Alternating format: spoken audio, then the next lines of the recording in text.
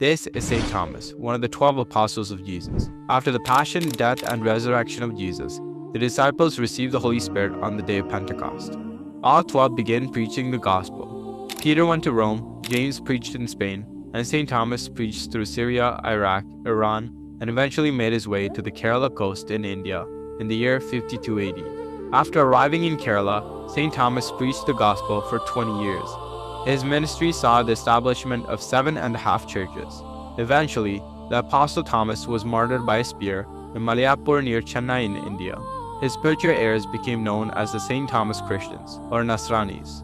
From the beginning, the St. Thomas Christians were not actually isolated from the world.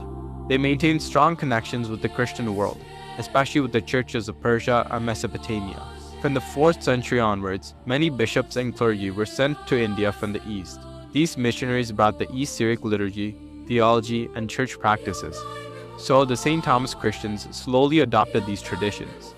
Soon, Syriac became the liturgical language of the church, meaning they used Syriac for Mass.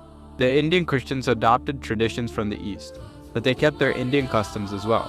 For many centuries, the St. Thomas Christians lived in relative harmony and peace. They were respected within Indian society and usually had royal protection under rulers. They governed themselves through local leaders, with spiritual authority usually coming from the bishops sent by the East. This arrangement allowed the church to remain apostolic while fully Indian. The long period of stability ended in the late 15th century with the arrival of the Portuguese. When Vasco da Gama reached India in 1498, European missionaries soon followed. Initially, they were supportive of the local Christians, but the Portuguese gradually attempted to impose Latin customs, theology, and authority, and to root out any Nestorian heresies. Slowly, they viewed the St. Thomas Christians with suspicion and believed they should adopt Latin practices.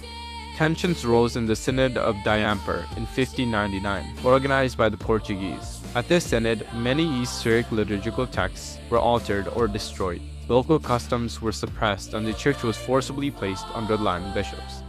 This event caused deep wounds within the St. Thomas Christian community, since many of the apostolic tradition weren't seen as legitimate.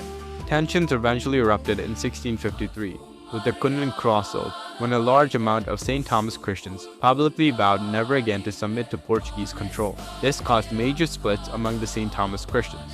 Some groups later entered communion with the Syriac Orthodox Church, while others gradually reconciled with Rome, one of which was the Syro-Malabar Church. Over the following centuries, the Syro-Malabar Catholics remained under Latin bishops, who often limited their autonomy. But despite all this, the church preserved its liturgy and spirituality, celebrating the Holy Qurbana in the East Syriac tradition. A turning point came in the early 20th century, when the Vatican began to recognize the importance of Eastern Catholic churches. In 1923, the Syro-Malabar Catholic Church was formally established as a distinct Eastern Catholic Church with its own hierarchy. Meanwhile, in the 20th century, the Syro-Malabar Church grew rapidly. These St. Thomas Christians were responsible for building hospitals, schools, churches, and many social institutions all across India. The church also began to send missionaries throughout India and the rest of the world. In 1992, the Syro-Malabar Church was elevated to the status of a major archiepiscopal church, granting it autonomy. The major archbishop, along with the Synod of Bishops, now govern the Syro-Malabar Church. Today, the Syro-Malabar Church is the largest Eastern Catholic church in the world, with over 5 million faithful, both in India and the whole world. Though rooted in Kerala, Syro-Malabar Catholics now live across Europe, North America, the Middle East, and Australia. As of now, there are 4 Syro-Malabar canonized saints: Saint Alfonso, Saint Kuriakos Elias Chavra, Saint Euphrasia, and Saint Mariam Theresia, along with many other figures declared blessed. If you're Catholic, please let me know down in the comments. And if you're from the Syro-Malabar Church, let me know where in the world you're watching from. As always, thank you guys so much for your support. See you guys in the next one.